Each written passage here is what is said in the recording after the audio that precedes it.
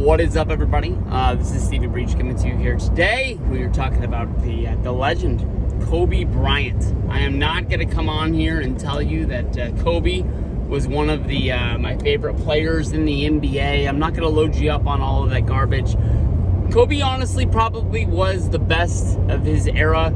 You can toss it up between Kobe versus LeBron all you want to. I don't think Kobe is above Michael Jordan, but what I was able to see for Kobe's career, when he came into the NBA, I was still in high school, and he played up until just a few years ago. So, I mean, his games playing for the Los Angeles Lakers his whole career were basically always primetime TV games that were must-see. If you were watching basketball, if you were watching your hometown team on your local channel, you were basically watching the Lakers most times. Even when those dog days of the late Kobe days in Los Angeles, where the Lakers were bad because of Kobe's contract and because of Kobe, the Lakers really couldn't build the team around him because they couldn't get any other stars that wanted to really put up with his bullshit.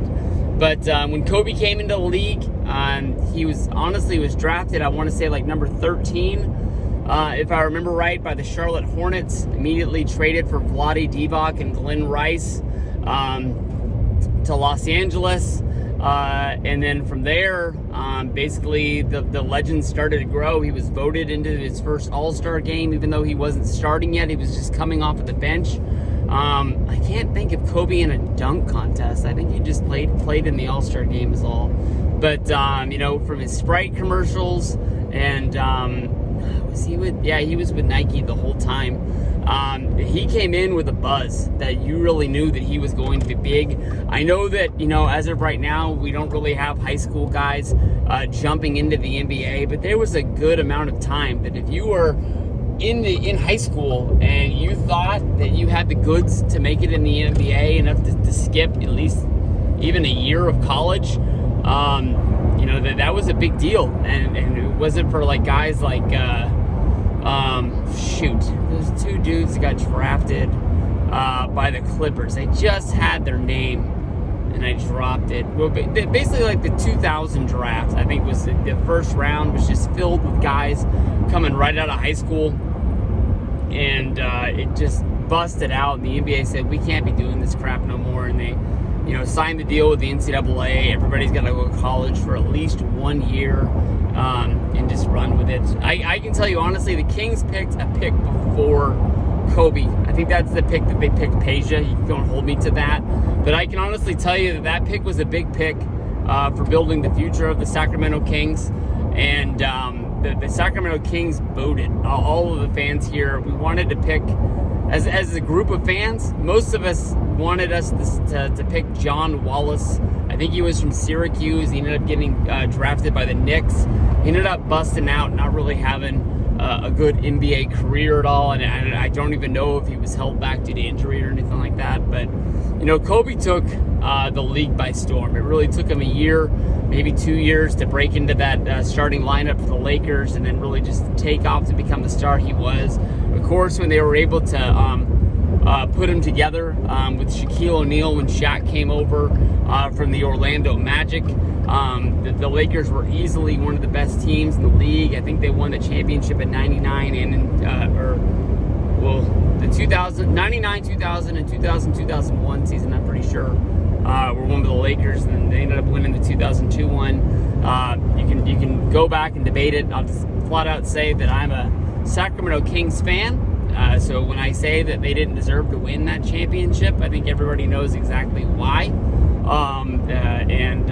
That's up to you to debate if that's what you think it is. But, Kobe was one of the best guys that I can easily say I was able to watch his whole career.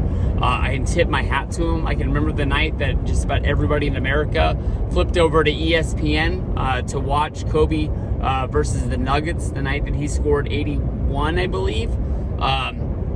That was like 2001 or 2002. And Kobe just was basically hitting any shot that he threw up, and he could hit it from anywhere on the court.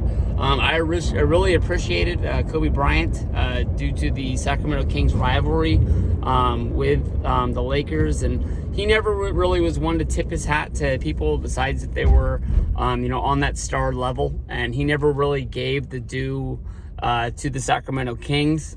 He basically, even in his dying days, his last season in the NBA, he was asked about the rivalry by a Sacramento Bee reporter, and he basically threw it up that, it can't really be a rivalry if you guys never beat us. And, that's a low blow, but the Kings-Lakers was a game that, Kings fans in Sacramento here always looked up to. And I don't know if he said it with a look on his face to try and sell it. I don't know if he meant it. It is what it is. But Kobe passed today, so we all just give him his respect. He's one of the best to play the game of that era. You can easily debate Kobe versus LeBron, who you think is better, or you can put the stats together and say who's better. They played against each other for a good amount of time, even though Kobe was in the league at least a good 6-7 years before LeBron got there. And then, of course, LeBron playing in Los Angeles right now, they'll always be connected, especially if LeBron can bring a championship there. So, we'll see what happens with this, man. Guys, this is a sad one.